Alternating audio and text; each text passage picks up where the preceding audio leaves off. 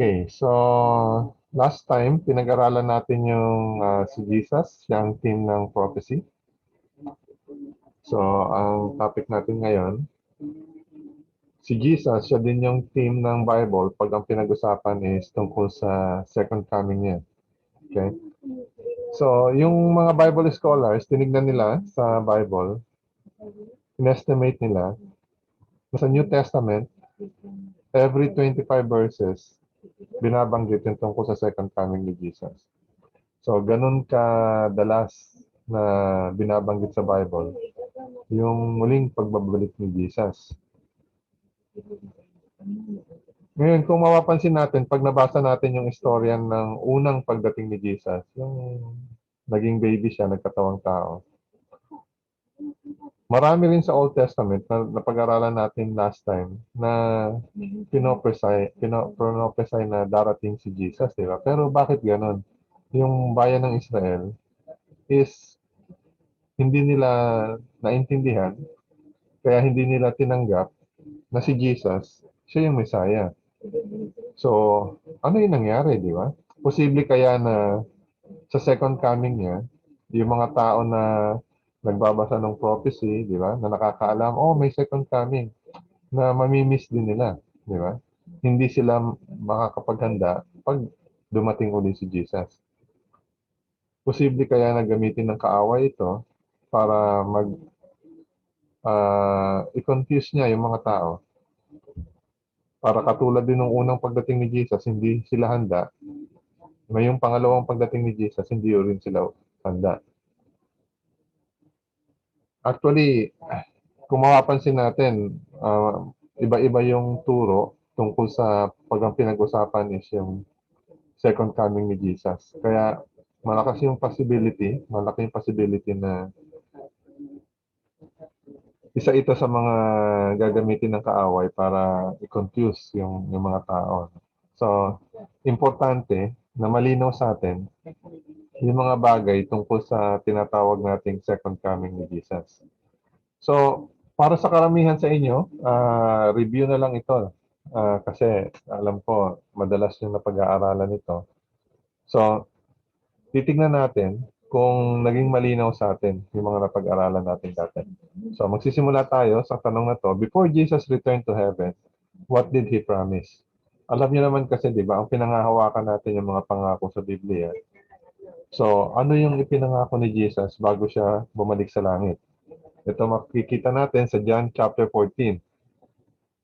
So, sa chapter 14 ng John, ito yung sinabi niya, simula sa verse 1. Huwag mabagabag ang inyong puso. Sumampalataya kayo sa Diyos. Sumampalataya rin naman kayo sa akin. Sa bahay ng aking ama ay maraming tahanan. Kung hindi gayon, sasabihin ko ba sa inyo na ako'y paparoon upang ihanda ko ang lugar para sa inyo? At kung ako'y pumunta roon at maihanda ko ang isang lugar para sa inyo, ako'y babalik at kayo'y tatanggapin ko sa aking sarili upang kung saan ako naroroon, kayo rin ay naroroon. So dito sa pangako na to, ilagay niyo yung sarili niyo na kayo yung kausap ni Jesus, no? So pag narinig niyo na sinasabi niya ito, ano yung may iwan sa inyo na pangako na galing kay Jesus? Babalik siya. Babalik siya, okay? So una, babalik siya. Ano pa yung kasama dito sa pangako na to? Sasama niya tayo. Maghahanda na. Sama. Parang susunduin niya lang tayo, di ba? Babalik siya, susunduin niya tayo para kung saan siya naroroon, saan ba siya nagpunta?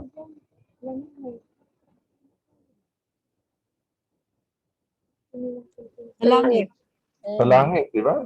Sabi niya dun sa tahanan, sabi niya dito sa una is ito, sa bahay ng aking ama. So, nasa ba yung bahay ng kanyang ama? So, nasa langit. So, kung saan siya pumunta, dadalhin niya tayo doon. Pagbalik niya, susunduin niya lang tayo. So, sa second coming ni Jesus, yung mga susunduin niya, magta-travel. Yan. Sino ba yung nagsabi sa akin last week? Si Resi ba yan? Yung meron ng space travel, Oo, oo, oo. di ba? Nauuso na ngayon. Commercial, space travel. Pero pagdating ni Jesus, lahat ng maliligtas, mag-i-space travel tayo. Wala namang binabanggit dito na spaceship. So, ano kaya ang paraan para mag-space travel, ano? Kasama si Jesus. So, exciting. Paano gagawin yun? So, ang sabi ni Jesus, He would receive us to Himself when He come again. So, babalik muna siya, sa Kanya tayo susunduin. So, kabaliktaran ito nung tinuturo ng iba. Alam niyo yung secret rapture na turo? Oo. Di ba? Yung Yung, mawawala. ano yung, paano yung turo ng secret rapture? Ano yung tinuturo nila? Ano daw pagka dumating ng judgment, yung mga righteous lang ang bigla na lang siyang mawawala, parang ganun, parang magic, biglang mawawala. Tapos yung mga unrighteous, yun ang mga maiiwan. Oh. Saan napupunta yung mga righteous? Heaven, sabi. O doon, di ba? So that is before nung second coming, ano? So, pero dito sa binasa natin pangako ni Jesus, ang sabi niya, babalik ako para sunduin kayo. So, babalik muna siya sa kakukuhanan niya maliligtas. Pag binasa natin yung Revelations 22, verse 12, ang nakalagay doon, and behold, I am coming quickly, and my reward is with me, to give to everyone according to his work. So sa pagbabalik ni Jesus, doon niya palang dala-dala yung reward, yung gantimpala. So hindi bago siya dumating, matatanggap na yung gantimpala. Hindi ganon. So consistent yung sinasabi ng Bible, pagdating ni Jesus, doon niya palang dala yung gantimpala. Tapos isasama niya yung mga maliligtas, isasama niya sa langit. Okay? Pag tinignan natin yung 2 Timothy chapter 4 verse 8, ito yung nakasulat. Finally, there is laid up for me the crown of righteousness, which the Lord, the righteous judge, will give to me on that day. So, consistent siya, no? Doon sa araw na yon, ibibigay. And not to me only, but also to all who have loved His appearing. So, sabay-sabay, pagdating ni Jesus, doon niya ibibigay yung crown of righteousness. So, yung reward, bibigay ni Jesus pagdating niya sa second coming. So, malayo ito doon sa tinuturo tungkol sa secret rapture. Okay? Pangalawang tanong, how will Jesus come? So, sa anong paraan, papaanong paraan siya babalik? Sa Acts chapter 1, verse 9 to 11, so ito is after na ma-crucify, mamatay sa krus, after ng 3 days, nabuhay uli si Jesus, di ba? Tapos, nakihalubilo siya dun sa mga disipulo niya. Nag-stay siya for about 40 days pagkatapos ng resurrection niya. So, nung matapos yung 40 days, ito na, nasa Acts chapter 1. Nagpapaalaman na. Nagpapaalam na siya. Tapos, habang nagpapaalam siya, kasama yung maraming tao doon, ang sabi, mga 500 nga yung mga tao doon. Unti-unti siyang tumaas. So, unti-unti siyang tumataas papunta sa langit. Ito yung nakalagay sa chapter 1, verse 9. Pagkasabi niya ng mga bagay na ito, habang sila'y nakatingin, dinala siya sa itaas at siya ikinubli ng ulap sa kanilang mga paningin. So, tumaas na tumaas si Jesus hanggang naikubli na siya ng mga ulap. Samantalang nakatitig sila sa langit at siya ay papalayo, biglang may dalawang lalaki ang tumayo sa tabi nila na may puting damit na nagsabi, kayong mga lalaking taga Galilea, bakit kayo'y nakatayong tumitingin sa langit? Itong si Jesus na dinala sa langit mula sa inyo ay darating na gaya rin ng inyong nakitang pagpunta niya sa langit. So, ang sinasabi dito nitong dalawang lalaki na alam natin is dalawang anghel, sinabi dun sa mga tao na nakatingin, tinitingnan nila habang nawawala sa paningin nila si Jesus. Ang sabi sa kanila, itong si Jesus na to, sa English, this Jesus. Kumbaga sa Kastila, ito mismo, ito mismo si Jesus na to. Na dinala, na pumataas papunta sa langit, siya mismo ang darating pababa. Kagaya kung papaano siya pumanig sa langit. So, paano ba siya dinala sa langit? Unti-unti, di ba? Mula yung baba, unti-unting tumaas, nakita nila. So, malaki mo siyang makita ngayon, kaharap mo, habang tumataas, di ba? Paliit ng paliit, habang pataas. So, ganun din yung paraan ng kanyang pababalik. Magsisimula na maliit, galing sa langit, galing sa ulap. Unti-unti, lalaki. Kasi pababa siya ng pababa. Okay? So, kung ito yung pamamaraan ng kanyang pagbabalik, ibig sabihin, makikita natin ang kanyang pagbabalik. Ang sabi nga sa Mark chapter 13, verse 26, then they will see the Son of Man coming in the clouds with great power and glory. So makikita siya na pababa sa mga alapaap with power and glory. So hindi ito tahimik na darating. With great power and glory. Pag tinignan natin sa Mark 14, verse 62, nung kausap si Jesus ng mga high priest, di ba? So, nung siya ay ini-interrogate, kasi pinipilit nilang magsalita si Jesus para meron silang magamit laban sa kanya. Kasi ang charge nila, ina-accuse nila si Jesus na si Jesus, sinasabi niya na siya daw ay isang Diyos, di ba?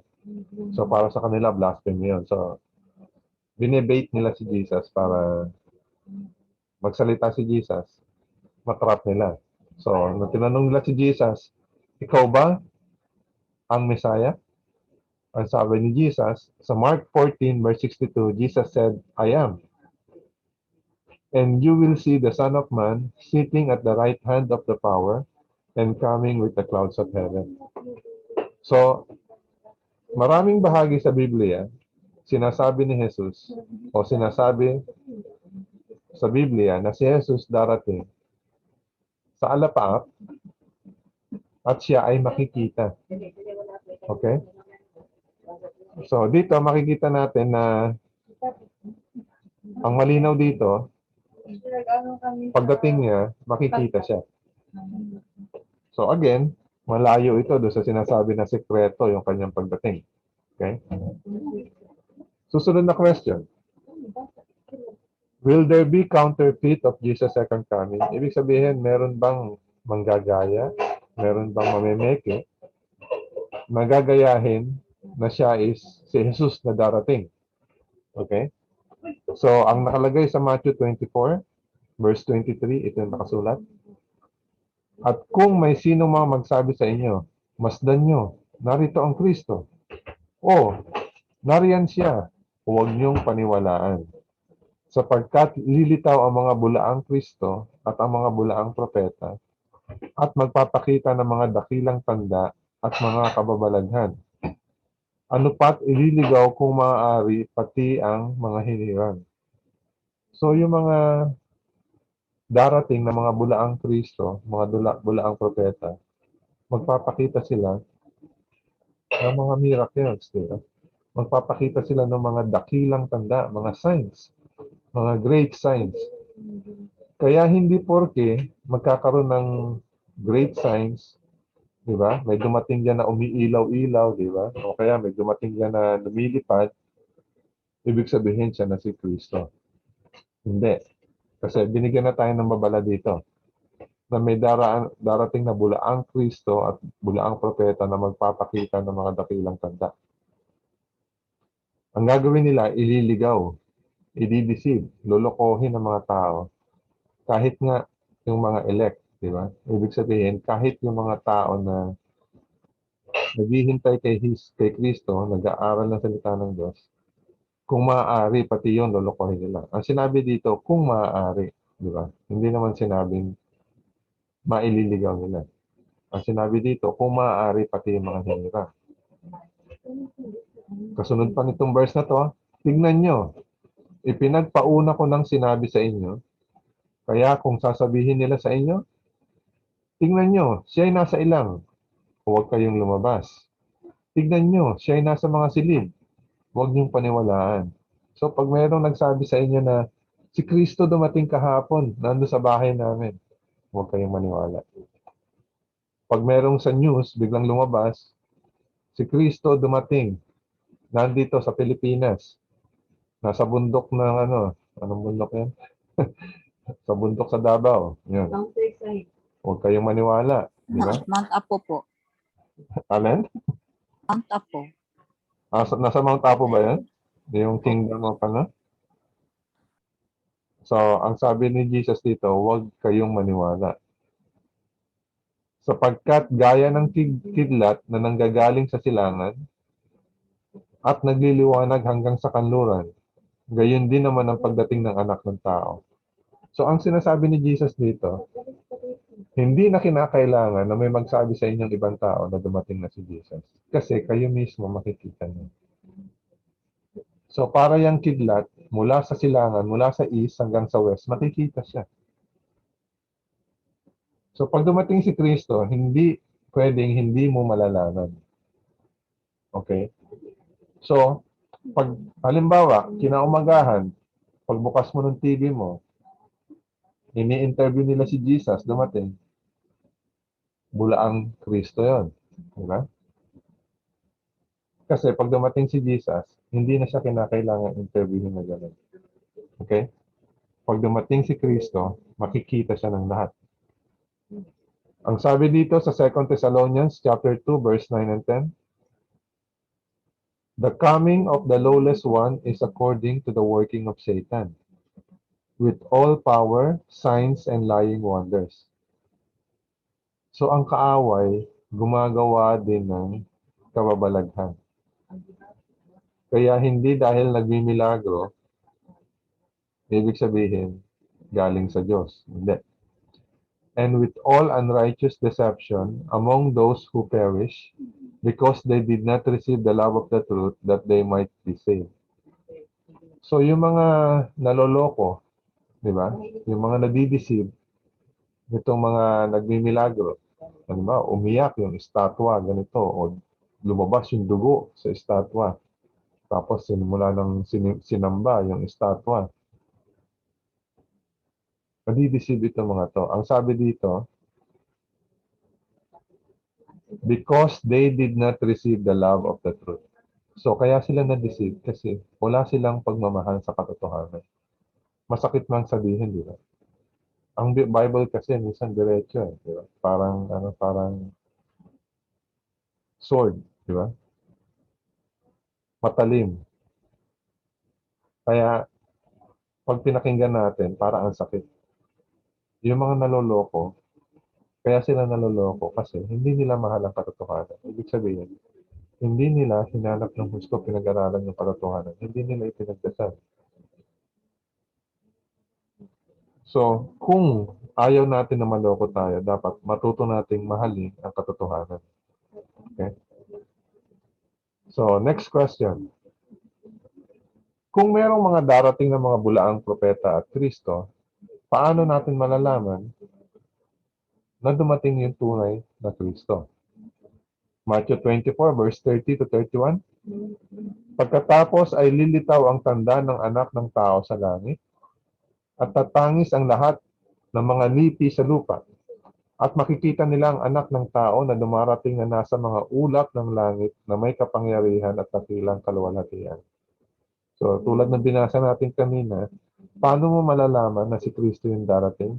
Makikita nila ang anak ng tao na dumarating na nasa mga ulap ng langit na may kapangyarihan at dakilang kaluwalhatian. Ngayon, ano itong dakilang kapangyarihan at dakilang kaluwalhatian? Mamaya, makikita natin kung ano yung mangyayari pagdating ni Kristo. Okay? Pagdating ni Kristo, maraming mangyayari sa mundo na hindi kayang gayahin ng kaaway. Naalala niyo nung 10 plagues sa Egypt? Nung bago pinalabas ni Pharaoh yung mga Israelita, di ba? So may dumating na 10 plagues. Yung first 3 plagues doon, nakuhang gayahin ng mga magicians ni Pharaoh. Nung naging dugo, yung tubig, nagaya yan ng mga magicians, di ba? Nung naglabasan yung mga palaka, di ba? Nagaya ng mga magicians. Pero hanggang dun sa pangatlo lang sila, nagaya. Simula nung pang-apat, hindi na nila nagaya. So, ganyan din yung mga magka-counterfeit kay Kristo, di ba? Makakapagpakita sila ng mga miracles, di ba? Magpapakita sila ng mga signs, ng mga tanda, may mga lumilipad siguro, may mga umiilaw-ilaw. Pero yung mga ibang mangyayari pagdating ni Kristo, hindi nila kaya gayahin. Hindi sila makakabuhay ng patay. Sabi nga nila. So mamaya makikita natin ano ba yung mangyayari pag dumating si Kristo. Okay? So unang-una, malalaman natin na si Kristo yon kasi tulad ng sinabi ni Kristo, pagdating niya, makikita natin siya sa alapaap at kasama yung lahat ng anghel sa langit. Mahirap yon, mahirap ipeke yan, di ba? Pangalawa, isusugo niya ang kanyang mga anghel na may malakas na tunog ng trumpeta at kanilang titipunin ang kanyang mga hinirang mula sa apat na hangin, mula sa isang dulo ng langit hanggang sa kabila. Ito is napakahirap i-counterfeit. Kasi pagdating ni Jesus, kaya niya kasama lahat ng mga anghel niya. Kasi merong trabaho yung mga anghel. Yung mga anghel, sila yung titipon doon sa mga maliligtas sa lahat ng sulok ng daigdig. At makikita natin, hindi lang ito yung mga darat na niyang buhay. Pati yung mga maliligtas na namatay na pagdating ni Jesus. Kasama din silang titipunin itong mga anghel. Kaya nakita nyo, napakahirap pikiin ito. Di ba? Kailangan lang, alam natin, ano ba yung mangyayari pag dumating si Jesus para alam natin, ito, tunay ito. Si Kristo itong dumarating na to. So, unang-una, everyone will see Him. Pangalawa, pag dumating si Kristo, titipunin niya lahat ng mga maliligtas. Okay? So, kung ikaw, ako, kasama doon sa maliligtas, malalaman mo na si Kristo yan. Kasi isa ka doon sa mga titipunin niya. Okay? Ang sabi sa Revelations chapter 1 verse 7, Behold, He is coming with clouds, and every eye will see Him. Even those who pierce Him, all the tribes of the earth will mourn because of Him. Even so, Amen. Okay? So far, so good. Malinaw tayo dito. Paano natin malalaman na si Kristo, yung tunay na Kristo, yung dumating? Yes, Madina. Yes. Okay? Malinaw? So, pag dumating mamayang gabi si Kristo, yeah? So, malinaw sa atin na si Kristo yung darating. Okay? So, pag dumating si Kristo, anong trabaho yung gagawin niya? What work of judgment, paghukom, yung gagawin niya? Ang nakalagay sa Matthew 25, kapag dumating na ang anak ng tao na nasa kanyang kaluwalhatian, nakasama niya ang lahat ng anghel, siya ay uupo sa trono ng kanyang kaluwalhatian at titipunin sa harapan niya ang lahat ng mga bansa at kanyang pagbubukod-bukurin ang mga tao na gaya ng pagbubukod ng pastol sa mga tupa at sa mga kambing. At ilalagay niya ang mga tupa sa kanyang kanan, subalit ang mga kambing ay sa kaliwa. Pagkatapos ay sasabihin ng hari sa mga nasa kanyang kanan, "Hali kayo, mga pinagpala ng aking Ama. Manahin niyo ang kahariang inihanda para sa inyo mula sa pagkatatag ng sanlibutan." Pagkatapos ay sasabihin niya sa mga nasa kaliwa, "Lumayo kayo sa akin, kayong mga sinumpa. Doon kayo sa apoy na walang hanggan na inihanda sa dyablo at sa kanyang mga anghel. So dito sa nakasulat na to sa Matthew 25, pagdating ni Jesus, dalawang klase lang ng tao. Yung unang klase o unang grupo, yun yung mga maliligtas. Yung pangalawang grupo, yung pangalawang klase, yun yung mga hindi maliligtas. Nandun ka lang. Either doon ka sa maliligtas o kaya sa hindi ka maliligtas. Walang naka-probation dito, di ba? Walang, hindi pa sigurado. So, on hold ka muna, di ba? Maghintay ka.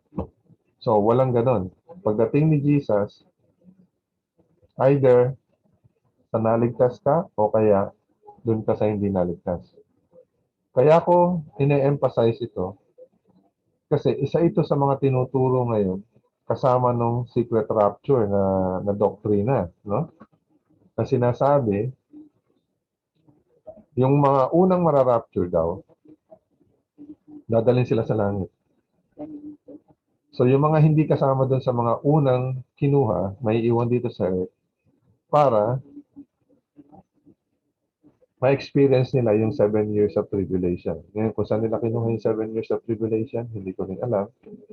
Pero sabi nila, merong 7 years of tribulation. After ng 7 years of tribulation, meron kang second chance. So, ibig sabihin, merong second batch ng maliligtas. Pero ang Bible, walang sinasabing gano'n. Pagdating ni Jesus, either ikaw ay ligtas o kaya ikaw ay hindi. Kaya makikita natin dito kung gaano kadelikado itong itinuturo nila sa secret rapture. Kasi may mga tao na nagsasabi, okay lang na hindi ako kasama doon sa first batch, basta kasama ako doon sa second batch. Pero ang tinuturo ng Biblia, wala ng second batch. Pagdating ni Kristo, nakadecide na sino ang ligtas o kaya sino ang hindi. So pag dumating si Kristo, He will separate the righteous from the wicked and execute judgment upon the inhabitants of the earth. Dala-dala niya na yung reward. Okay? So Matthew 16 verse 27, for the Son of Man will come in the glory of His Father with His angels, and then He will reward each according to his works. So paulit-ulit na sinasabi sa Biblia ito, na pagdating ni Jesus, dala-dala niya na yung reward. At ibibigay niya yung reward according sa bawat ginawa ng mga tao.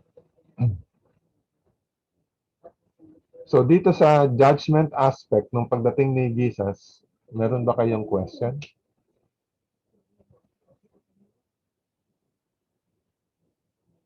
Wala. Wala? Malinaw? Malinaw. Okay? So next. Ngayon si Jesus, habang nagsasalita siya ng Matthew 24, meron siyang ginamit na historical event. Ibig sabihin, may pangyayari sa kasaysayan dati na ginamit ni Jesus para ihalin tulad yung separation na binanggit natin kanina. Yung paghihiwalay ng mga ligtas sa hindi ligtas. Okay, ito yung nakasulat sa Matthew 24 verse 36 to 41. Ang sabi ni Jesus dito, subalit tungkol sa araw at oras na iyon ay walang nakakaalam. So, malinaw to, di ba? Tungkol sa oras, yung kanyang pagdating ba, walang nakakaalam. Kahit ang mga anghel sa langit, niyang anak, kundi ang ama lamang. Ngayon, itong ginagamit kong translation na Tagalog, binanggit dito yung niyang anak, kundi ang ama lamang. Pero sa ibang translation, wala ito. Ngayon, meron nagtatanong dito, ano? Kahit si Jesus, hindi alam kung kailan siya darating na muli. Hindi niya ba naitanong yun? Pag nabasa niyo itong verse na ito.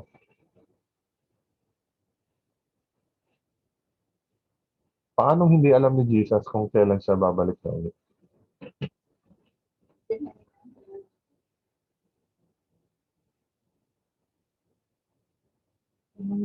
Hindi niyo ba naitanong ito sa sarili niyo? Pag nabasa niyo itong verse na ito. Ang tanong. Oo nga. Minsan ginagamit ito ng mga iglesia ni Cristo para sabihin, kung Diyos si Jesus, di ba? Ang Diyos alam lahat. Bakit hindi niya alam?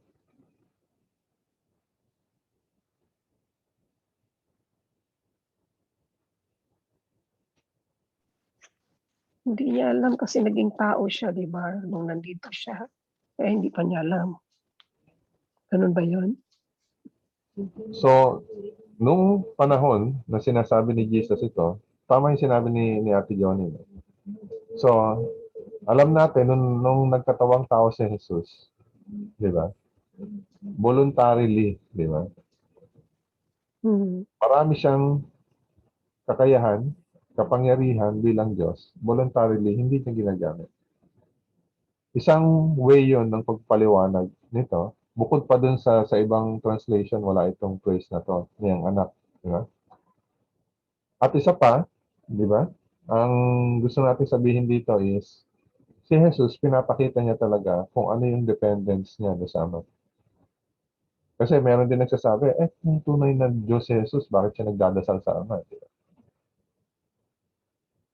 Kasi nga, hindi nila naintindihan yung dahilan kung bakit si Jesus pumunta dito sa lupa. Ipinakita na sa pagiging isang tao, kaya yang sumunod ng isang tao completely sa will ng Diyos kung siya ay magiging dependent sa Ama. Kaya ipinakita ni Jesus, di ba? Araw-araw, yung kanyang dependence sa pamamagitan ng pagdarasal. Pag meron siyang gustong gawin, hinihiling niya sa Ama, di ba?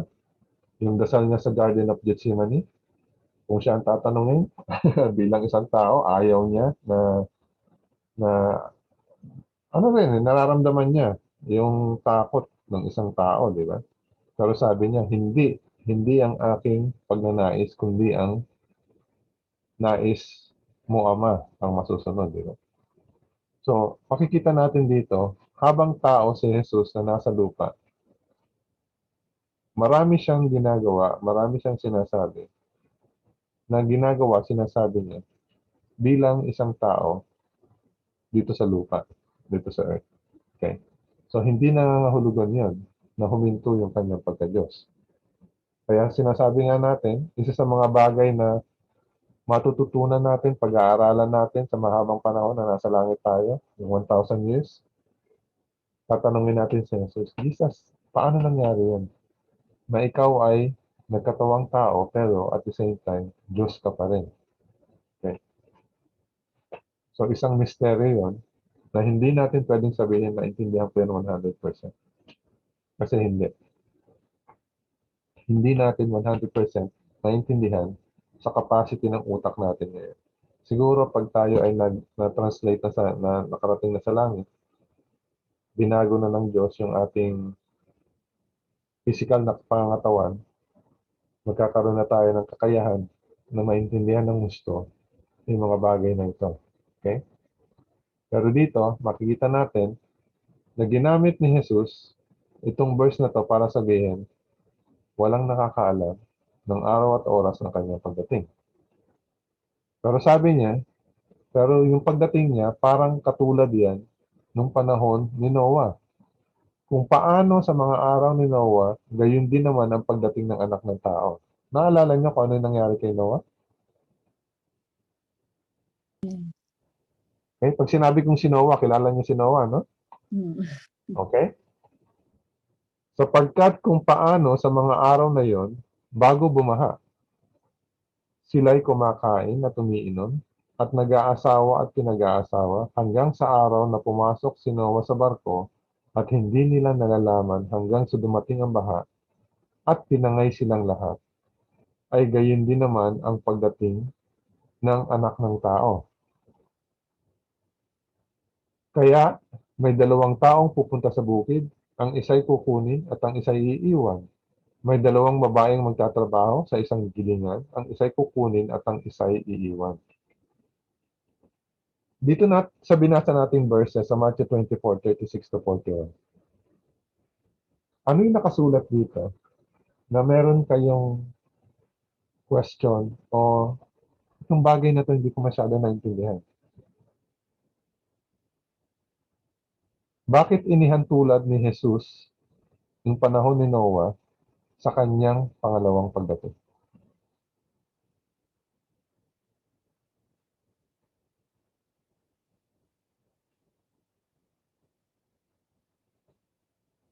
Ano sa tingin niyo?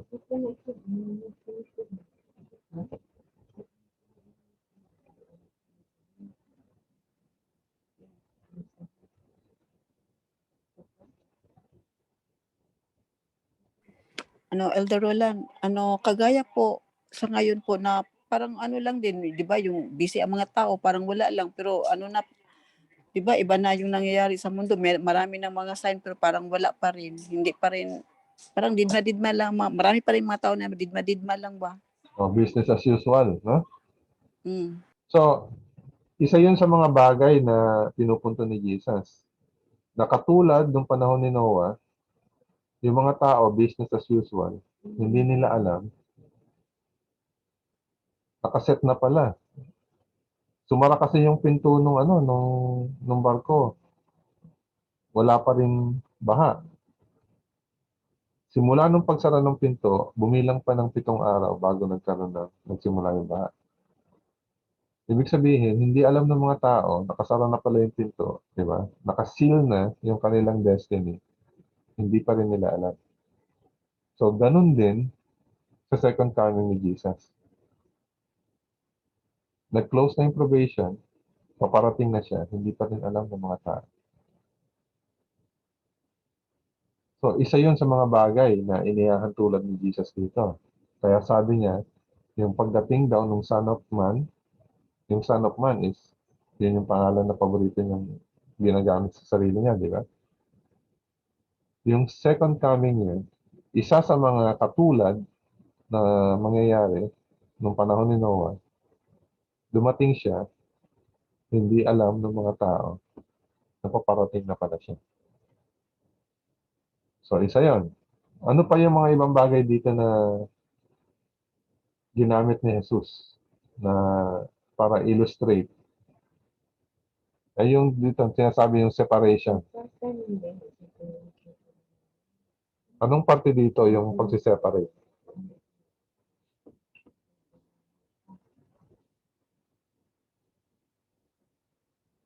Itong pinapakita kong verse sa inyo, naintindihan nyo ng malinaw ito. Kaya may 2 taong pupunta sa bukid, ang isa'y kukunin at ang isa'y iiwan.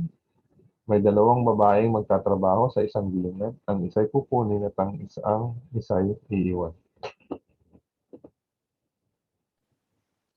Dalawang direksyon lang, may mawala at saka may madala doon sa taas.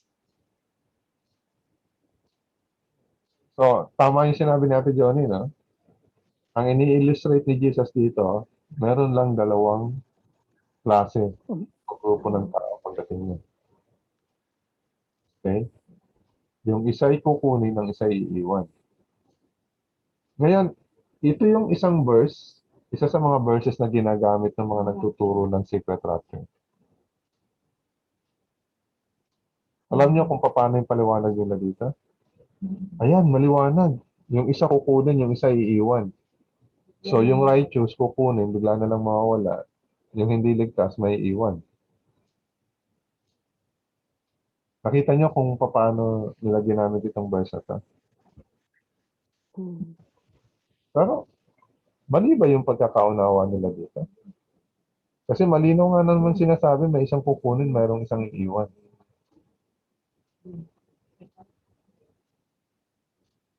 Tama naman yung pagkakaintindi nila, kaya lang hindi rapture.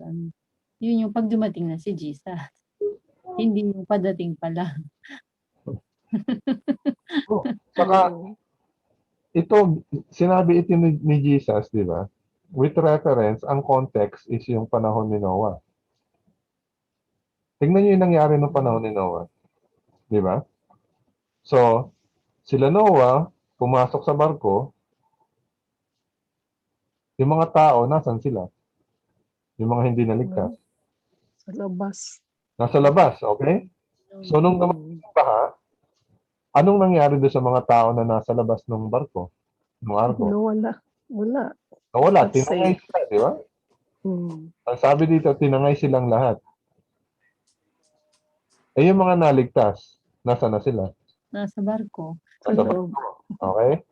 So, ibig sabihin, yung mga tinangay, yung mga nawala, yun yung mga hindi naligtas. Yung mga naiwan, yun yung mga ligtas. Mm. Nakuha nyo, di ba? So, pag binasa natin yung kasunod na verse, yung isa kukunin, yung isa iiwan. Yung turo ng secret rapture, yung kukunin, yun yung ligtas, yung may iiwan, yun yung hindi righteous. Di ba? Mm. Hindi ba Oo. baliktad? Kung gano'n yung interpretasyon nila dito, baliktad yung kanilang paggamit, di ba? Mm. Kasi nung panahon ni Noah, kung sino yung kinuha, ibig sabihin yung tinangay, kinuha ng baha, yun yung mga namatay. Yung mga naiwan sa barko, sila yung mga naligtas. Kaya hindi ito pwedeng gamitin na secret rapture kasi baliktad yung mangyayari. Okay? So, ang Biblia, walang itinuturo, di ba? Walang itinuturo na secret rapture. Ngayon, ang isang paliwanag dito is ganito. No? Alam niyo naman sa Biblia, yung babae ay isang symbol para sa simbahan, di ba? So, sa mundo, meron dalawang klase ng simbahan. Yung isa tunay, yung isa hindi tunay. So, dalawang klase lang. So, yung babaeng nagtatrabaho, di ba? Yung mga churches dito sa mundo, lahat nagsasabi, we are working for God. Pero hindi porque we are working for God, katunayan nun, na totoong simbahan sila ng Diyos. Okay? So, may dalawang klase ng babae, may dalawang klase ng church. Yung isa, maliligtas, yung isa hindi. So, meron din dalawa nagtatrabaho, di ba? Nagtatrabaho sa bukid, nagtatrabaho sa gilingan. So, pareho lang yung sinasabi. Sa mundong ito, may dalawang klase na nagtatrabaho para sa Diyos. Yung isa, may iwan, yung isa, kukuhanin. Yung isa maliligtas, yung isa hindi maliligtas. Yun lang yung sinasabi dito. Walang sinasabi dito ng secret rapture. Okay? Pag tinignan natin ito sa Luke, merong equivalent na istorya ito sa Luke. Medyo mas malinaw yung kay Luke. Kasi kay Luke, hindi lang istorya ni Noah yung ginamit, pati istorya ni Lot sa Sodom and Gomorrah. Okay? So, makikita natin dito. Ang gusto lang sabihin dito is, nung dumating yung paghuhukom, hindi alam ng mga tao. At nung dumating yung paghuhukom, dalawa lang yung grupo ng tao. Maliligtas, saka hindi maliligtas. Meron tayong question dito? Wala. Wala? Okay? So, pag merong lumapit sa inyo, nagkwento sa inyo tungkol sa secret rapture, alam nyo kung paano siya i-handle.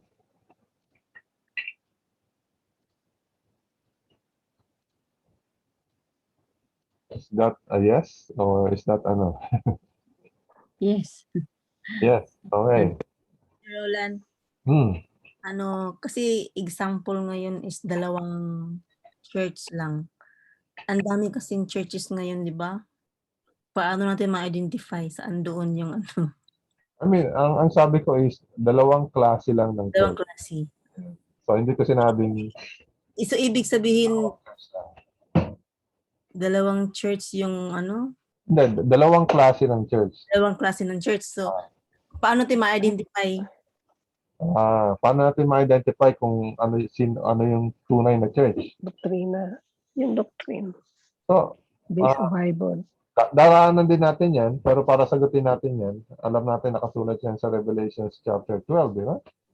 Na yung matitira, ibig sabihin yung church sa end time, yun yung, tingnan na natin siya ngayon para malinaw. Okay? So, sa Revelations chapter 12, Sa bandang huli. Yan. So, alam natin yun nasa Revelation chapter 12. Ito yung istorya ng Christian Church kung paano sila inaaway ni Satan. Di ba?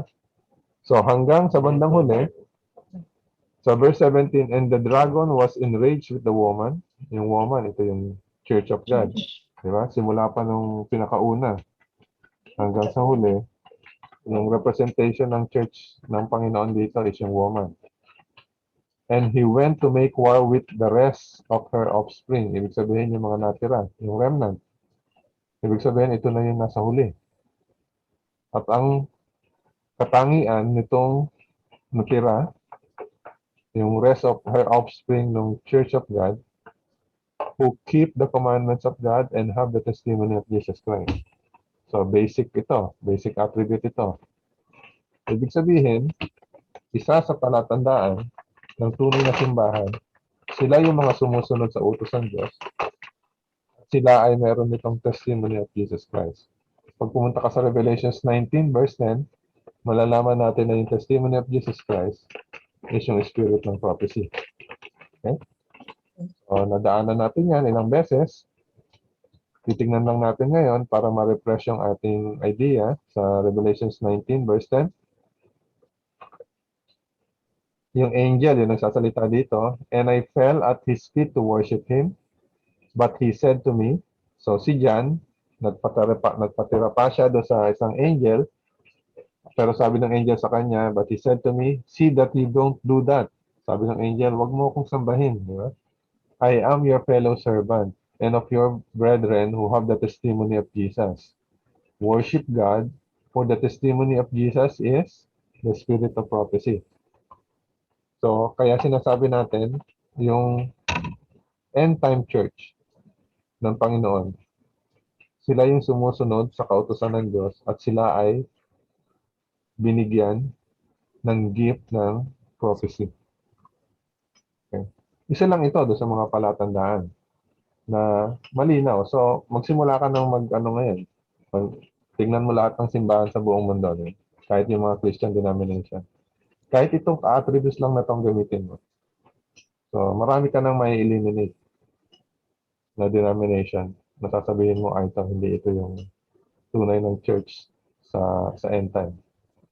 Kasi, sinusunod ba nila ang lahat ng kautusan? Marami ka nang mako-cross doon, di ba? Elder Roland, pwede po, hindi ko po kasi masyadong nag-gets, kahit brief overview, ano po ba yung sinasabi sa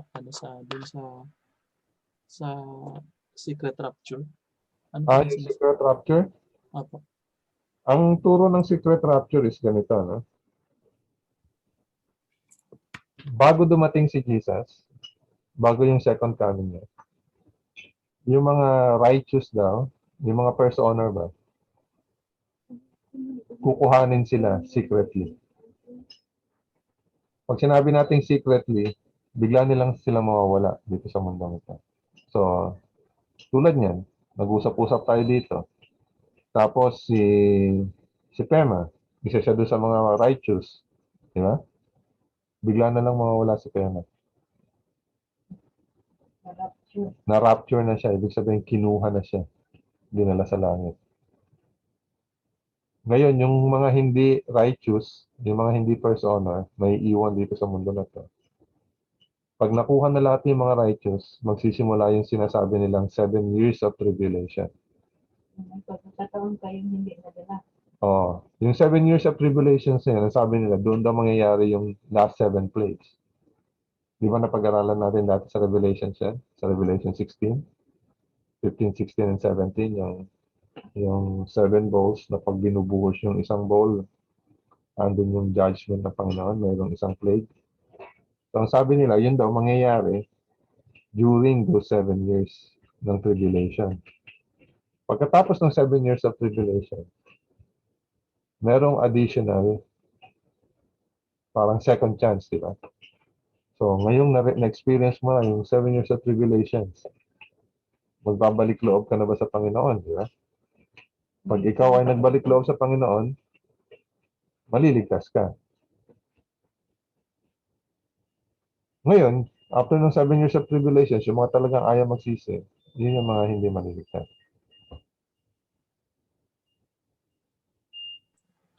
Elder Roland, anong reliyon po yung nagtuturo nito? Anong denomination? Opo. Marami. Yung Jehovah's Witnesses is hindi secret rapture yun sa kanila eh. Kasi meron sila, ang sa kanila is yung kingdom of God, nandito na ngayon sa mundo ito.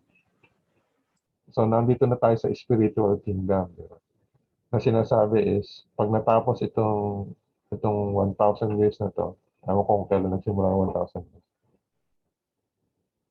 doon lalabas physically si Jesus para yung spiritual kingdom maging physical kingdom. So, medyo iba yun sa Jehovah's Witnesses. Pero meron din silang idea na gano'n na merong 144,000 na yun lang yung very righteous. Pero ang alam ko na nagtuturo nito is, Born again. ha? Born again. At saka baptist.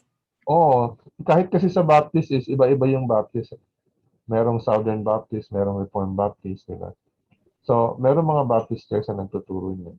Meron ding mga Methodist na nagtuturo niyan. So, ang case dito is, kahit yung mga ibang Protestant churches, maraming mga sekta. Kaya nga sinabi, aabot daw ng thousands pag binilang mo lahat yung mga denomination. Kasi, hindi pwedeng, hindi dahil sinabing Baptist, di ba? Isang klase lang yung Baptist. Hindi. Kahit sa Amerika, meron iba-ibang klase ng Baptist. Yung worldwide Church of God, meron ding iba-ibang sekta yan. Lalo na, United. kasi wala naman silang centralized yung ibang denomination, wala silang centralized organization. Ibig sabihin, yung mga local area ng mga churches, sila mismo yung authority. Diba? Kaya hindi mo pwedeng sabihin na, ito turo ito ng Methodist. O kaya ito turo ito ng Lutheran. Kasi within those group, marami silang sekta na sila rin, hindi uniform yung kanilang tinuturo. So, recently kasi nagsimula akong tumingin ng mga beliefs ng mga ibang denomination para lang maintindihan. So, doon ko na-discover na marami pala. Tapos, iba-iba yung turo. Pero, naging popular na teaching siya just recently lang. Dahil merong isang novel na ginawa. Nung novel na ginawa is yung The Late Great Planet Earth. Ewan ko kung nabasa niyo yung libro na yun. So, nung ginawa yung novel na yan, naging bestseller yung book na yan. Tapos, based dun sa book na yan, merong ginawang pelikula. Yung pelikula is, anong title niya? Left Behind. Ewan ko kung napanood yung pelikula na yan. Kay Nicolas Cage, Left Behind. So, nung lumabas yung na yun, yung book na yun, saka yung pelikula na yun, maraming churches na yun yung tinuturo nila yung secret rapture. So, pwedeng i-research nyo sa Google, secret rapture, para makita nyo kung ano-anong mga grupo yung nagtuturo nun. No? Pero para lang maging prepared kayo pag merong... Kasi minsan may mga makakausap kayo, hindi sila conscious na yun na pala yung tinuturo nila.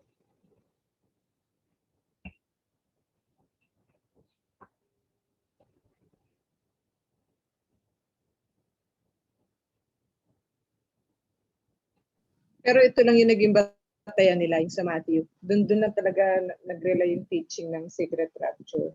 Itong Matthew, Sa saka meron 36. din sa Luke eh. Sa Luke, teka, tingnan natin.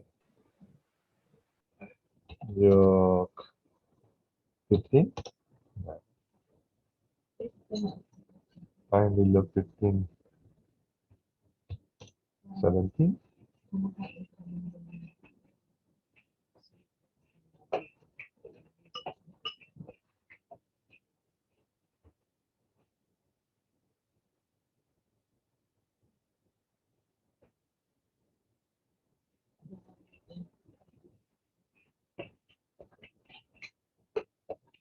Ito.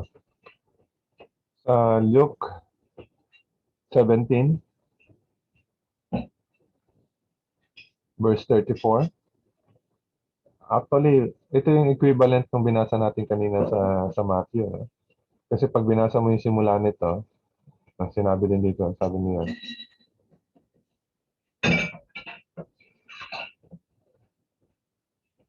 ito sa verse 26. And as it was in the days of Noah, so it will be also in the days of the Son of Man. They ate, they drank, they married wives, they were given in marriage until the day that Noah entered the ark, and the flood came and destroyed them all. Likewise, as it was also in the days of Lot, they ate, they drank, they bought, they sold, they planted, they built. So business as usual. But on the day that Lot went out of Sodom, it rained fire and brimstone from heaven and destroyed them all. Even so, it will be in the day when the Son of Man is revealed. So dito sa Luke, dalawang event yung ginamit na illustration. Yung kay Noah saka yung kay Lot. Pero yung idea is pareho lang. Na nung dumating yung judgment, business as usual yung mga tao. Pero nung dumating yung judgment, dalawa lang yung klase ng tao. Isang nakaligtas at isang hindi nakaligtas. Okay? Tapos, ang sabi dito, verse 34, I tell you, in that night there will be two men in one bed. Ito medyo mas marami yung example niya. I tell you, in that night there will be two men in one bed. The one will be taken and the other will be left.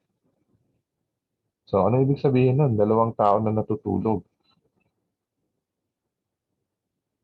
Two women will be grinding together and the one will be taken and the other left. Two men will be in the field, the one will be taken and the other left. So, isa pa to sa ginagamit nila. Ayan, kita nyo. Magkatabing natutulog, mag-asawa. Yung isa righteous, yung isa hindi. Yung righteous, biglang nawala. Kinabukasan, hinahanap ng asawa. Yung asawa ko nawala. Hindi niya alam, na-rapture na pala. Diba? O kaya, dalawa, nagtatrabaho. Yung isa, bigla na lang nawala. Yung isa, naiwan. Kawawa naman yung naiwan.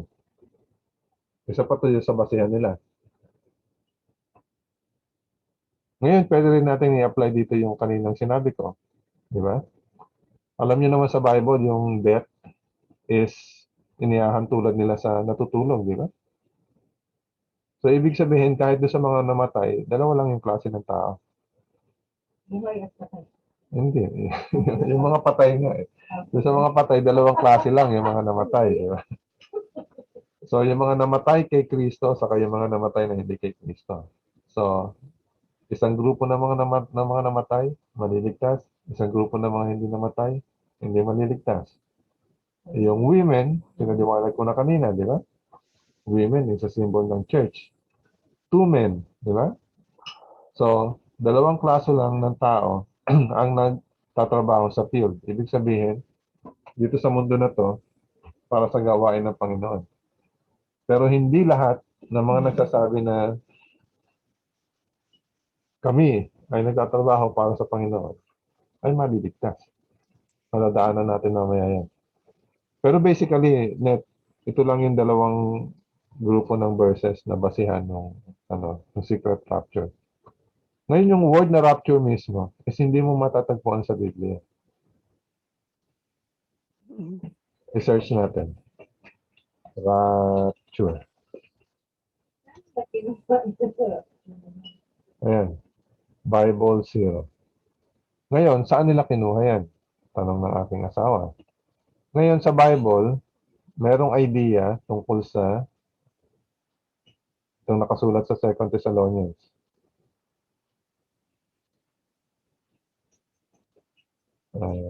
Basahin natin yung buong chapter.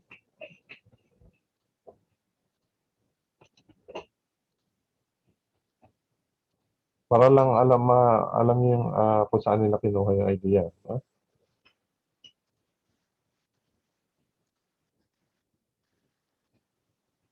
Ito, sa verse 17. Familiar tayo dito sa verse na to kasi lagi natin ginagamit ito. Then we who are alive and remain shall be caught up together with them in the clouds. Alam niyo itong word na to? Shall be caught up together. Yung root word niyan, pareho sa root word niya ng rapture. Parang taken by force. Yun yung ibig sabihin ng rapture. Kukuhanin ng mayroong puwersa, di ba? Then he who are alive and remain shall be caught up together with them in the clouds to meet the Lord in the air. So yan yung root word na ang the same meaning niya is rapture. Pero yung word na rapture mismo, hindi mo makikita sa Bible. Yan, sinerge ko kanina, di ba? Walang lumabas. Ang inilabas niya ito. 1 Thessalonians chapter 4. Kasi yung meaning ng word na rapture is yan. Yung nasa verse 17 kanina. Yan. Shall be caught up together.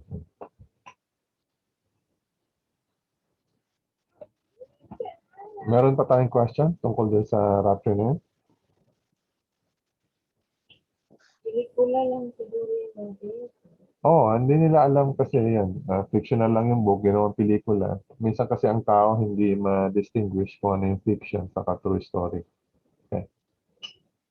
So, next question. While we cannot know the hour, can we know when Jesus is coming? Anong sagot niyo?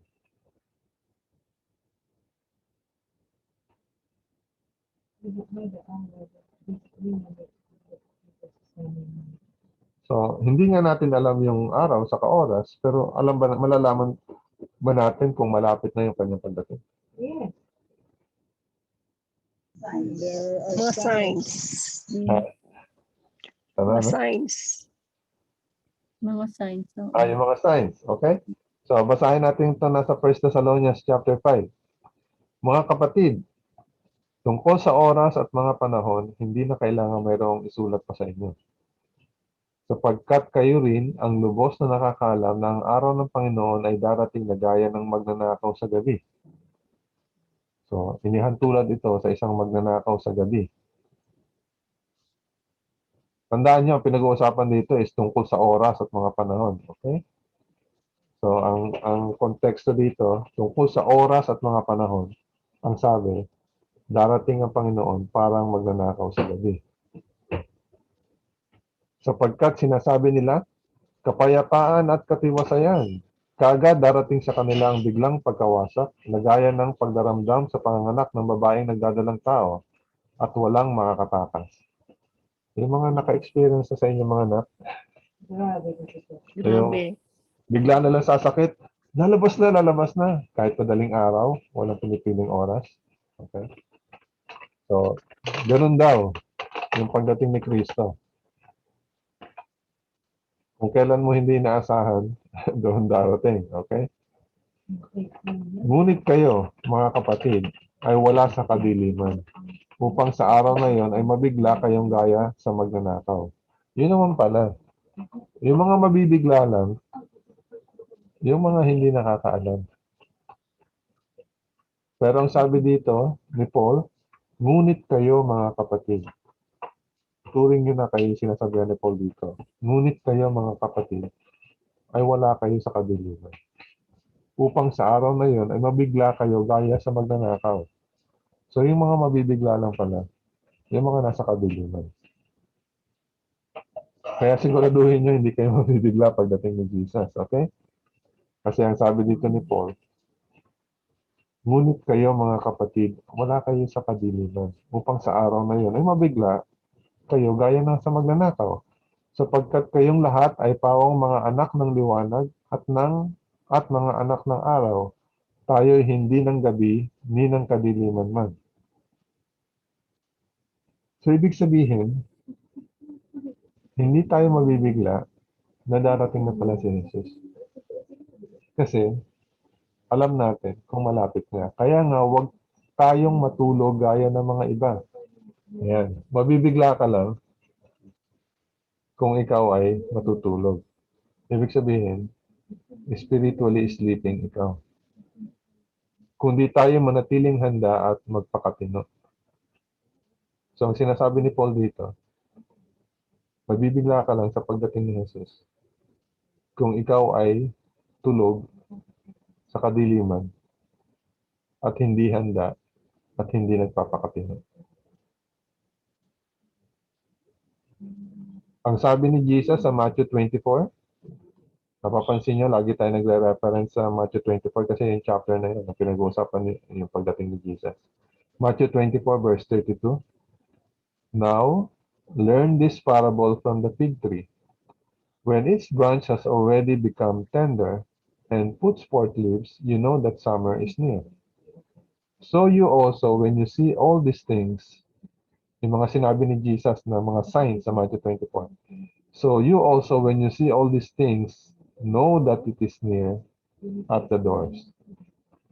So, while we cannot know the hour, can we know when Jesus' coming is near? Anong sagot natin? We don't know the hour. Yes. Yes, di ba? So sabi ni Jesus, pag tumingin ka sa puno, ano, kahit ngayon, di ba? Kahit hindi mo alam yung oras, halimbawa nakakulong ka sa bahay ng buong taon. Tapos isang araw lumabas ka. Nakita mo yung mga puno, yung mga dahon, nahuhulog. Nagsisimulang maging brown, pumula, mag-yellow. Anong iisipin mo? Anong panahon na ng taon? Autumn. Autumn na, di ba? Malapit na mag-winter. Okay? Eh pag nung sabihin natin, ibang panahon ka ng taon lumabas, paglabas mo, nakita mo, uy, yung mga puno, sumisibol yung mga dahon. Di ba?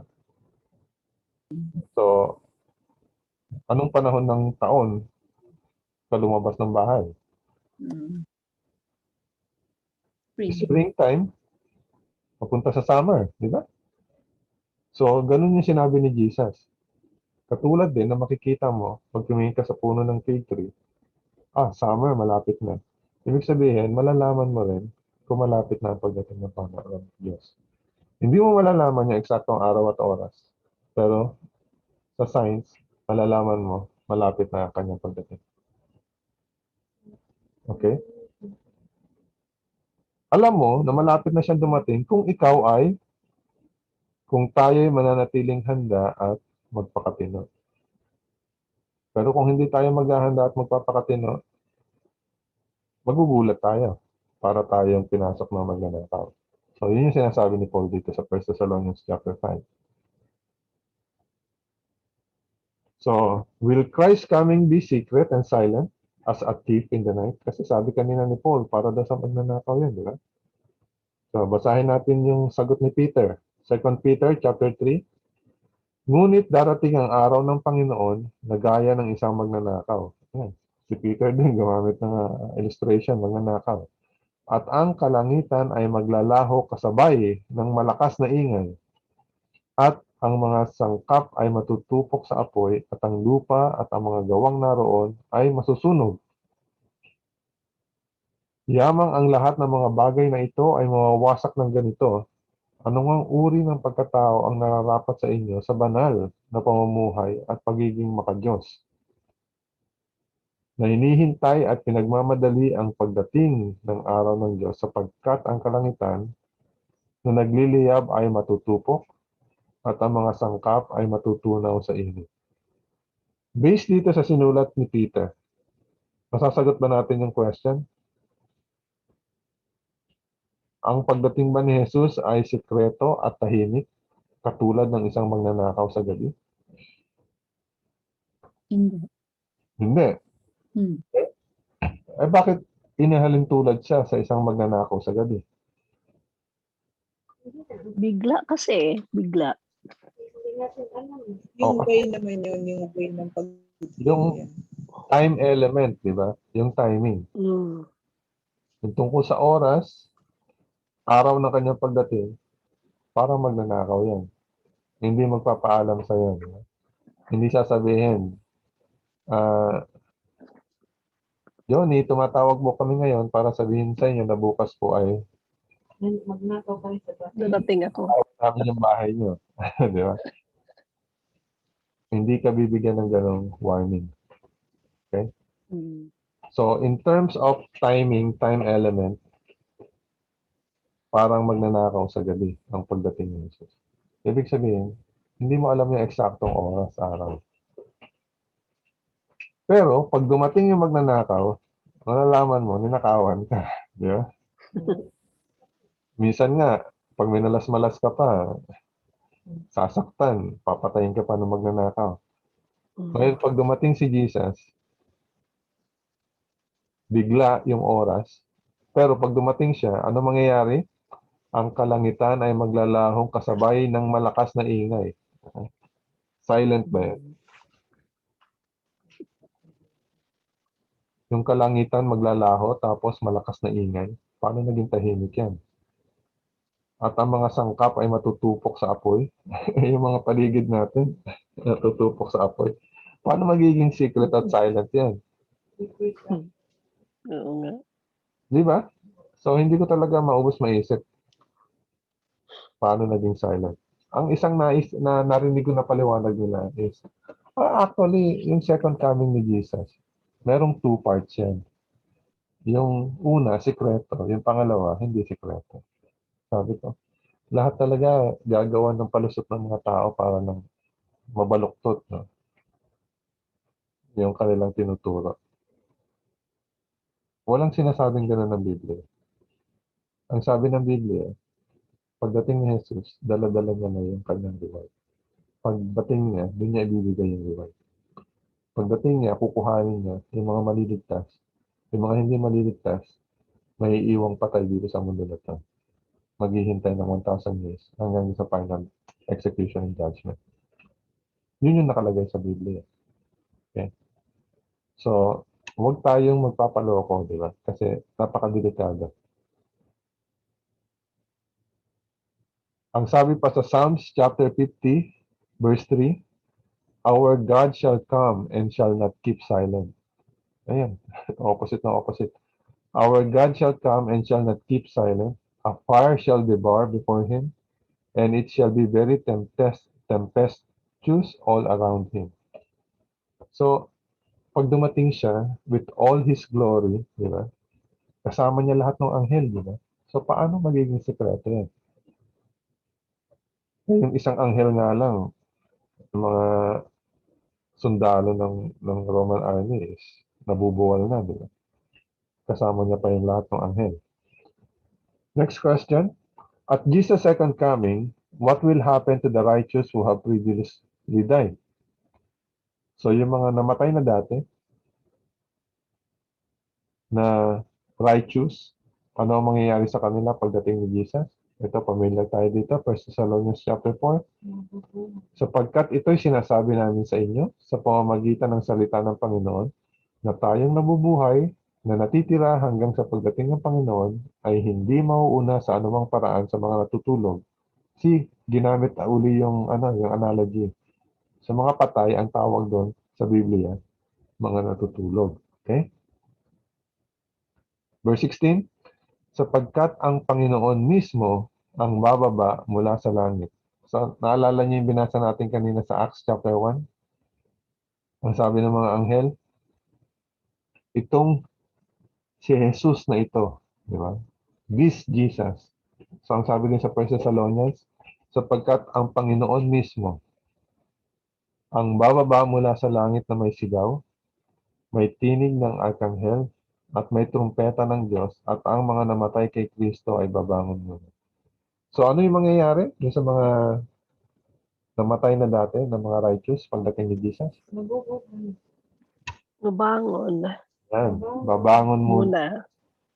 Okay? So, meron silang resurrection pagdating ni Jesus. Ay yung mga righteous living, nagdadatan ni Jesus. Ang sabi sa verse 17, pagkatapos, tayong nabubuhay na natitira ay aagawin kasama nila sa mga ulap. Ayan na naman yung word, aagawin kasama. Yan yung rapture, aagawin kasama. Okay? na natitira ay agawin kasama nila sa mga ulap upang salubungin ng Panginoon sa papawirin. At sa gayon ay makakapiling natin ang Panginoon magpakailanman. So nabanggit ko sa inyo kanina na mag-i-space travel yung mga maliligtas. Yan yung simula ng space travel nila. Aagawin kasama nila sa mga ulap upang salubungin ng Panginoon sa papawirin. So ang Panginoon, pag dumating siya, hindi siya aapak sa lupa. Nasa papawirin siya. Yung mga maliligtas, sila yung unti-unti aangat para salubungin ng Panginoon. Kaya pag dumating si Jesus, at napansin nyo, lumipas na ang 1 oras, hindi pa umaangat yung inyong mga paa. Nakakalungkot na yan. Okay? Lost ka na. Wala na. At sa gayon ay makakapiling natin ng Panginoon magpakailanman. So, yun na yung simula ng eternal life. Okay? Pag dumating si Jesus, dala-dala niya na yung kanyang reward.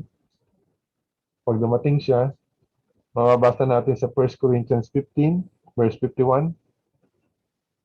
Behold, I tell you a mystery, we shall not all sleep, but we shall all be changed. At tayo babaguhin. In a moment, in the twinkling of an eye, at the last trumpet, for the trumpet will sound, and the dead will be raised incorruptible, and we shall be changed. For this corruptible must put on incorruption, and this mortal must put on immortality. Sa pagdating ni Jesus, doon pala ibibigay sa atin yung body for immortality, for eternal life. So when this corruptible has put on incorruption, and this mortal has put on immortality, then shall be brought to pass the saying that is written, death is swallowed up in victory. O death, where is your sting? O Hades, where is your victory? Kaya mahirap pikiin itong pagdating ni Jesus. Pag dumating si Jesus, maraming mangyayari. Kasama niya yung mga anghel niya, titipunin ng mga anghel lahat ng mga maliligtas. Yung mga patay na righteous mabubuhay, yung mga buhay na righteous, kasama ng mga na-resurrect na mga patay, magbabago yung mga katawan nila. Magiging glorious yung body. No wonder ang hirap talagang i-duplicate ito. Hindi ito kaya ni Satanas. Diba? So malalaman mo pag dumating si Jesus kasi ikaw mismo mag-change. Diba? Kaya pag may nagsabi sa'yo, dumating si Jesus kahapon, huwag mong paniwalaan. So what will happen to the kingdoms of the world when Jesus comes? Ibig sabihin, yung mga bansa, yung mga empire, mga malalakas ng mga bansa ngayon, yung mga nasyon ngayon, ano mangyayari sa kanila pag dumating si Jesus? Ang sabi sa Daniel chapter 2, napag-aralan natin ito dati, at sa mga araw ng mga haring iyon, ang Diyos sa langit ay magtatatag ng isang kaharian na hindi magigiba kailanman. O ang kapangyarihan man nito iiwan sa ibang bayan. Dudurugin ito at wawakasan ang lahat ng mga kahariang iyon. At ito'y mananatili magpakailanman. So, naalala niyo yung panaginip ni King Nebuchadnezzar? Yung bato, galing sa langit, tumama dun sa paa ng estatwa, ng statue, at nadurog yung statue at parang alabok na hinipan ng hangin, nawala. So, yung mga kingdoms, mga kaharian dito sa mundong ito, pag dumating si Jesus, lahat sila dudurugin. Ibig sabihin, mawawala sila. So, alam na natin yung nangyari sa mga righteous. Kaya ano naman yung mga mangyayari doon sa mga wicked? Dito rin, iba-ibang simbahan, iba-iba yung turo. Kasi nga, naniniwala sila doon sa secret rapture. Kaya pinagpipilitan nila, pag dumating daw si Jesus, yung mga mamamatay, yung mga masasama, hindi naman mamamatay lahat. Kasi nga, gusto nila, merong second chance ito mga to. Okay. Pero ano yung nakasulat sa 1 Thessalonians chapter 1? At kayong mga pinahihirapan ay bigyan ng kapahingahan kasama namin. Sa pagkapahayag ng Panginoong Hesus, mula sa langit na kasama ang kanyang mga makapangyarihang anghel. So dito pa lang, sinasabi na dito, Pag dumating ang Panginoon, ipapahayag ng Panginoong Hesus mula sa langit at kasama niya yung mga makapangyarihang anghel. So, ang dinidescribe ditong event, yung coming ni Jesus, okay? Kasama niya yung mga anghel. At ang sinasabihan dito ni Paul, yung mga righteous na nag-suffer, di ba? So, doon darating yung ating kapahingahan. Sa Sabbath School, pinag-uusapan natin yung rest. Di ba? So, ito yung ultimate rest. Pag dumating si Jesus, the same time na yung mga righteous magkakaroon ng kapahingahan, ang mangyayari doon sa mga wicked, ito. Ang kanyang mga makapangyarihang anghel na nasa nagliliyab na apoy na magbibigay ng parusa sa mga hindi kumikilala sa Diyos at sa mga hindi sumusunod sa ebanghelyo ng ating Panginoong Hesus. So, ito yung mga hindi maliligtas. Okay?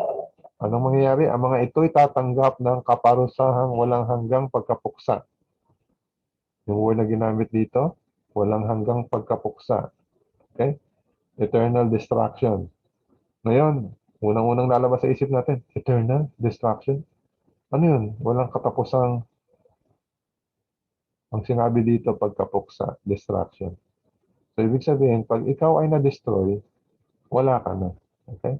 Permanently, wala ka na. Hindi sinabi dito, walang hanggang pagpapahirap. Hindi sinabing yun. Ang sinabi dito, walang hanggang pagkapuksa. So, pag ikaw ay napuksa, pag ikaw ay na-destroy, wala ka na. Okay? Ang mga ito'y tatanggap ng kaparusahang walang hanggang pagkapuksa at palalayasin sa harap ng Panginoon at mula sa kaluwalhatian ng kanyang kalakasan. So, ito yung mangyayari sa mga wicked. Mapupuksa sila, madi-destroy sila. Ibig sabihin, mamatay sila. Okay? Ang sabi naman sa 2 Thessalonians chapter 2, and then the lawless one will be revealed, whom the Lord will consume with the breath of His mouth and destroy with the brightness of His coming. So pagdating pala ng Panginoon, yung glory niya, yung liwanag niya, di ba? Para dun sa mga unrighteous, dun sa mga masasama, hindi nila makakayanan yun. Madi-destroy sila sa pamamagitan ng brightness ng glory ng Panginoon.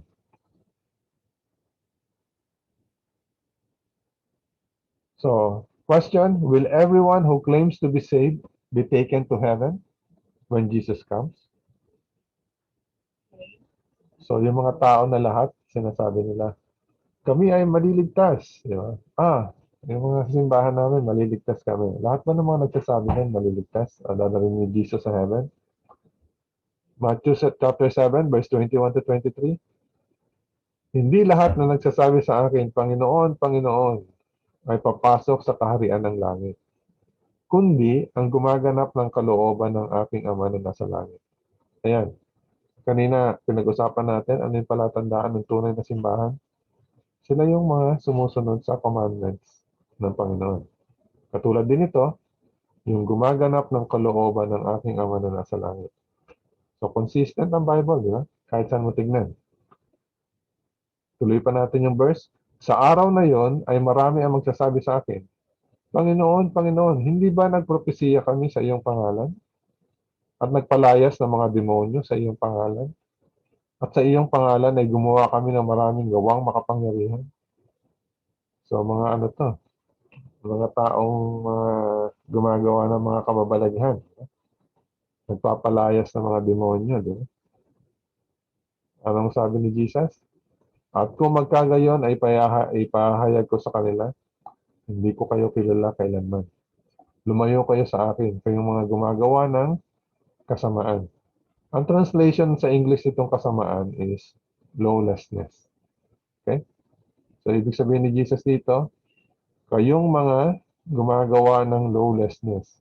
Ang definition ng lawlessness sa Bible, di ba? Sin. Sin is the transgression of the law. Sa ibang translation, sa King James Version, sin is lawlessness. So, ang sinasabi ni Jesus dito, kahit kayo ay tumatawag ng Panginoon, Panginoon, kahit kayo ay nagtatrabaho para sa Panginoon, nagpapalayas kayo ng mga demonyo, di ba? nagpo-prophesy kayo, di ba? Pero, kung hindi niyo sinusunod ang kautusan ng Diyos, hindi niyo ginagawa ang kalooban ng aking Ama na nasa langit, anong sasabihin sa inyo ni Jesus? Hindi ko kayo kilala kailanman. Nakakalungkot pag yun yung narinig natin pagdating ni Jesus. Sasalubong ka kay Jesus, tapos sasabihin sa ni Jesus, sino ka? Di ba? Hindi ka niya kilala. Parang yung yung 10 virgins, di ba? Yung kalahati, yung mga foolish virgin. Nung papasok na sila sa bahay, kahit nung na-late sila, ang sabi ng bridegroom sa kanila, sorry, hindi ko kayo kilala. Hindi sila pinapasok. So, consistent ang Biblia sa pagbibigay sa atin ng warning. Okay. So, sa lahat ng napag-aralan natin, last question, what should we do to be ready for that day? Napaka-importante nitong question na to. So, nalaman natin paano siya darating, ano ang mangyayari pag dumating siya. So, ngayong alam na natin lahat ito, ano yung dapat natin gawin para maging ready tayo sa araw na yun? Ang sabi sa Titus chapter 2 verse 11, sapagkat nagpakita ang biyaya ng Diyos na nagdadala ng kaligtasan sa lahat ng tao, na nagtuturo sa atin na matapos itakwil ang kasamaan, ang mga makamundong pagnanasa ay dapat tayong mamuhay ng may katinuan, matuwid, at banal sa kasalukuyang panahon. Habang hinihintay natin ang mapalad na pag-asa at ang pagpapakita ng kaluwalhatian ng ating dakilang Diyos at tagapagligtas na si Jesucristo. So habang naghihintay tayo, anong dapat na ginagawa natin? Mamuhay ng may katinuan, matuwid at banal sa kasalukuyang panahon. Now, di ba? Hindi tomorrow, hindi pag lumabas na yung Sunday law, hindi. Now, sa kasalukuyang panahon. Siya ang nagbigay ng kanyang sarili alang-alang sa atin upang tayo matubos niya sa lahat ng mga kasamaan at pakalinisin para sa kanyang sarili ang sambayanang pag-aari niya na masigasig sa mabubuting gawa. Kaya kung tayo ay naghihintay sa pagdating ni Jesus at itinuturing natin ang ating mga sarili na nasa liwanag, ang sabi dito ni Paul sa letter niya kay Titus, dapat tayong mamuhay na may katinuan, matuwid at banal sa kasalukuyang panahon. Ang dahilan kaya tayo magkakaroon ng mabubuting gawa kasi si Jesus nagbigay ng kanyang sarili alang-alang sa atin upang tayo matubos niya sa lahat ng mga kasamaan. So magagawa lang natin itong mga mabubuting gawa na to na ikaw ay magiging matino sa buhay mo pag tinanggap mo si Jesus na nagbigay ng kanyang sarili alang-alang sa atin upang tayo matubos niya sa lahat ng kasamaan. Ibig sabihin, tinanggap na natin si Jesus. Tinanggap natin yung kaligtasan na ibinigay ni Jesus. At pagkatapos nun, makakapamuhay tayo ng matino. Habang tayo ay naghihintay sa pagdarating ng ating Panginoon. So sa Luke 21 verse 34 to 36, ang sabi ni Luke, but take heed to yourselves, lest your hearts be weighed down with carousing, drunkenness, and cares of this life, and that they come on you unexpectedly. For it will come as snare on all those who dwell on the face of the whole earth. Watch therefore, and pray always, that you may be counted worthy to escape all these things that will come to pass and to stand before the Son of Man. So ang sabi, watch and pray always. So ito yung mga dapat nating ginagawa para tayo ay makapaghanda sa pagdating ng Panginoon Jesus. Okay, so bago tayo mag-test, meron kayong gustong linawin dun sa lesson natin?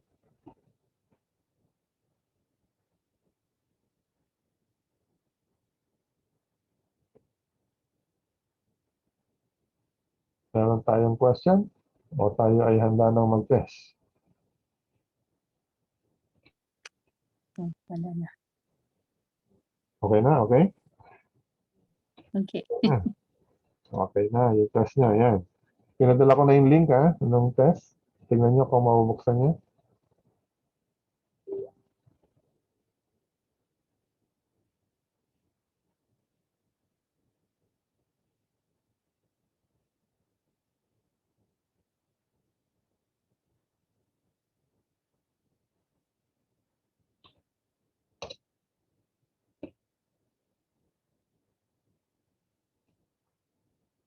Madali lang naman yung test. Siguro mga 5 minutes makukuha nyo na yun.